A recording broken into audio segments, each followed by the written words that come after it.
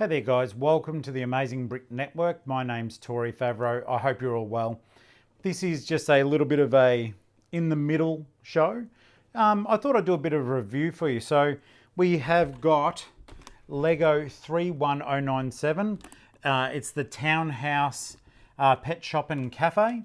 And something you may notice with this particular set is that Lego sets in Australia don't always have what the actual set is called, nor do they have the piece count like you might find in America, or the country that you live in. But a lot of Australian sets, I don't know why it is, but they simply don't have the brick count, which, I mean, you can always look it up, but it would be nice to actually know what it was when you were buying it.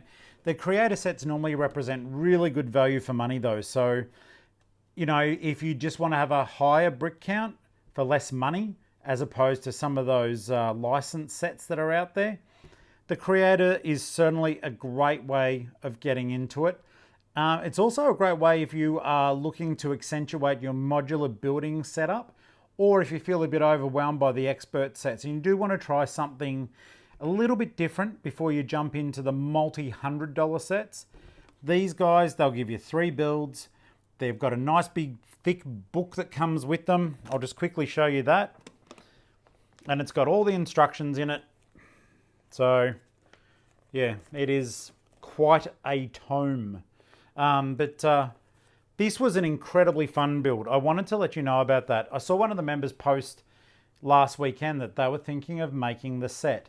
And I thought that actually looks like a lot of fun, and I didn't have it. So I went to one of my local toy shops, found it at a good price, and got stuck into it. Now, I'm glad I did it this way though, because I did approach this a little bit differently. At the end of this review, I'm going to show you it as a completed build. But if you hang out until the end, I've actually also done it as a time lapse for you. So you'll get to see me building the entire thing, but quick. So it's, the camera takes a photo, X amount of seconds. So you'll see me build what took me several nights to build, because I must admit, I'm one of those people, I want to tear into my Lego, but it's not cheap. And I know it's not cheap. It's an expensive hobby, as anyone who actually has to pay for it knows. So I tend to do 1 or 2 bags per night to try to milk out as much fun as I can from it. So I'm going to quickly show you. I'm looking over there because that's where the set is. I'm getting ready to get ready for the next bit. But I'm going to show you the set, and I am going to look through the different parts. There's some interesting building techniques in there. This set was, from memory, I think it was $99 Australian. So in terms of Lego, it's not an overly expensive set for anyone earning a wage, I guess. I don't know if you can let me know in the comments below how much it costs in your country. That would be really interesting to find out. So one of the things I did notice is I always look around and shop around for my Lego, because even today I bought some new creator sets that I'm keen to show you, and some architecture sets too. I've never done the Lego architecture sets. So I've got San Francisco and London, and I cannot wait to have a look at them. Then I'll talk to you about them. But there are so many cool features in this. So instead of looking at my face, how about we just get into it and have a look at the set. It's complete. I've put a little white sheet behind it so as we can just focus on what I've built. And then of course, hang around for the time lapse, because it's interesting. It's a bit different. And I was so pleased I could do it for you guys. It's my first time doing one, so I don't know if it's like any good, but I'll get better at it as I take the time and do more sets for you. I actually found it not that difficult to do, because I could just set the phone, or I'm using my phone to film this actually, to just set and forget, and I could just build and have fun. But the end result is you get to share the experience with me. So let's have a quick deep dive into the actual building itself. I only did the main featured build. I have not done builds 2 or 3. And to be quite honest with you, I'm not interested in doing them. I actually don't think that they look that good, though one of them does present itself as an interesting 3-tiered sort of, see if I can show you it. There is a photo. There's always photos. That one there, But for me, it held no interest whatsoever. So, but that may be what you need to fill in like an alleyway or something in your modular city. So they always think of everything, and there's plenty of great little techniques here. I mean, the building can even be used as, it looks like a tram station or of some sort. To be honest, that looks terrible. That is the least inventive thing I could possibly think of. But the main building itself, which is why I bought it, is ridiculous fun to make. Let's check it out. Okay guys, well I am excited to show you this part of it. This is the completed build 31097. So we do have the pet shop and we've got the coffee shop there and also the townhouse parts above it. This is the completed set. Forgive the fact it's just a sheet there. I'll try to rig up something better for the next one. It's just an evolving, but I thought you don't need to see my kitchen, which is directly behind the magic curtain, okay? So this building kicked off with basically looking after the hot dog stand. And forgive me if I knock stuff over because I'm literally reaching around the camera here. But it's a cute little hot dog stand. I do like it. It's got the sauce pumps on there. It is like on a trolley, so is your guy. And this is your guy that you got with him. I'm reaching him toward the camera too. So once again, hey, I'm not used to doing that. So I'll bring him up close. There we go. He's got a lot of nice detailing. I love the shirt. I always think of this guy as like the Lego's Walter White. You could pretty much dress him up in a hazmat suit and he'd be Walter White from Breaking Bad. But the hot dog was pretty cool in the way it was made. And that was in bag 1. And it is packed full of detail there. Now, then I am going to just present this as a whole because there's just so much detail. And I really hope I can capture it all without knocking too much stuff over.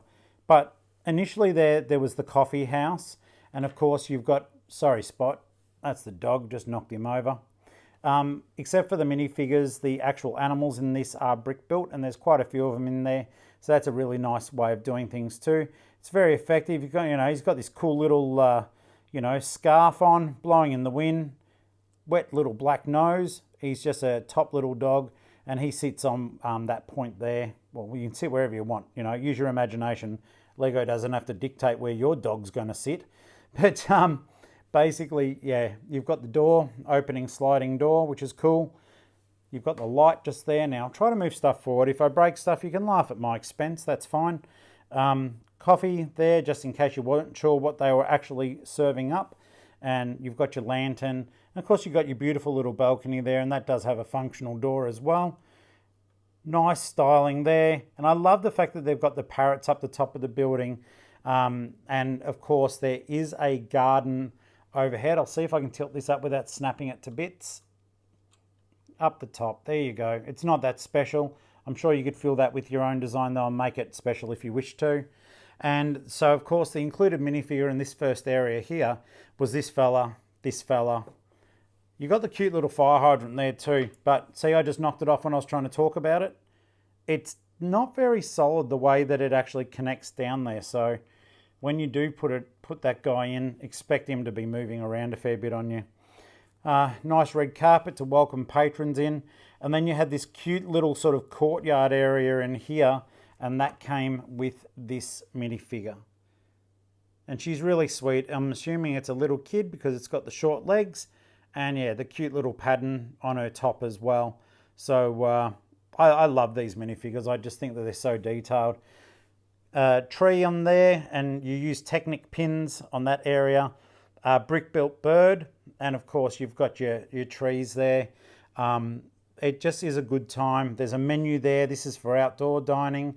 I do think that the set would have been serviced a little bit better with more minifigures. I know it's for want of a better word, more of a budget building. However, it does take up a nice corner if you choose to on your creator, on your actual modular building sets. So it can take a corner space. I keep knocking this flower pot off the edge. Who's got a flower pot so close to a building? Sorry if I just bumped the microphone. I am a little bit all over the place as I'm trying to show this to you. But we will get there, so forgive the bumps and whatever else is going on. Now, let's swivel this around. We're going to visit bits at a time. I do like this. This is a little bit featureless here from, in my opinion. I do think there could have been some more going on there, some greebling or something like that could have taken place, even if there was just some vine work going down the side. However, having said that, the inclusion of the holes there for Technic pins, you could see this like potentially pinning into a modular building, as I keep emphasizing. So maybe that's not a bad thing after all. All right, so forgive the lighting. I don't really have much of a resource for that to show it off more, and I'm scared I'm going to wreck things as I lift them up. Inside there though, there is your little cafe environment. You've got some seating, stools, there's another light in there, and there's that other light too. And it looks like you're going to see this mainly as a silhouette, so I do apologise. Up the top there, you've got sink and tap, a cooking space, and of course, you've got some more detail over that side there. I do think it's really well done. Now let's turn this around and we're just going to see how much I knocked over. Oh no, I only knocked over the minifigure, so that's not such a bad thing. All right, so this is the minifigure for this particular part, and this constituted bags 4, 5, and 6 from memory. There are 6 decent sized bags in there, and the bricks were very good. Most of the bricks in this set, like if you chose to build this, you're going to have very little left over, and I'll give you a quick example of what that does look like. I'll see if I can slide them over here so you can see them. So at the end of the day, from all those bags and how big that build was, that's all I ended up with at the end. And those spares are pretty awesome too. So that's not such a bad thing. If you just want to throw them into your Lego bin, you certainly can. You also do get the separator as well. I love these. They're so helpful. And I think that anyone who's really serious into the Lego probably has quite a large collection of them. I've actually got some from when they first made them. They look a lot different back then to what they do now. That's just an interesting historical viewpoint. So love this second level. I would love to see if someone actually made that. It feels to me quite Asian in its appearance, the way that you've got the sliding doors. The aesthetic is certainly, it appears like that up there with like the bamboo shoots. They were the worst part of this set in my opinion. It may have just been the ones that I've got, but they did not connect very well. So they kept falling off, and if the time lapse shows you it, you'll see me readjusting those constantly. In fact, I wouldn't trust to maneuver them around too much at all. They certainly do move, that is for sure. They don't stay in place. You've got the pet shop down here with the brick-built toucan, and there's a mouse around the corner, which I think I showed you, and there's the obligatory fish tank in there. I wish I need a second light really to be showing you some of these details, but for now, this is a first effort, and I just really wanted to share what I'd done with you. So the fish is in the tank there. You've got a register, a little mousey under there, brick-built, going for the cheese. And up further, you do have, actually, let's try to lift this up. I've shown you enough that if it falls apart, it'll be okay. You've got a couch or a sofa, depending on where you live in the world, little bamboo plant, and an entertainment centre with a television on there. That is well done. Up the top of the residence, there is a bed, and you've got a reading light, and there's a mobile phone or a cell phone, once again, depending on where you live. Something that I did notice just then, in fact, it is funny with these sets, and I know they're not modular buildings, but it is funny with these sets how there is no way for these poor guys to get up to each level. There's no ladders, there's no steps. They just have to take a super heroic jump. And when you do put it into perspective, the minifigure could exist within that little space. There is no way he's going to jump up there. So I'm sorry, wrong. We need a ladder, but that would probably cost more because it would need more bricks. Let's go back around again to the front. So this is the part that I do adore. I think it looks great. Now, this is a brick-built sign, and it does swivel on a Technic pin, but the way that they've done it, it's weighted that it will naturally just want to go like that. So don't think there's anything wrong when you're building it. This is just very, very clever techniques using weight and design, and it does a fantastic job. Up on the top floor, we've got the air conditioning unit with another street light shining down, providing ambience for the dining below. I I like this, and even the inclusion of the downpipe, I think that was exceedingly clever.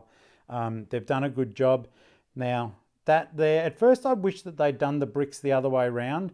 If you've seen that element before, there's more of a traditional brick on the other side, so you can reverse them and change it up as you please.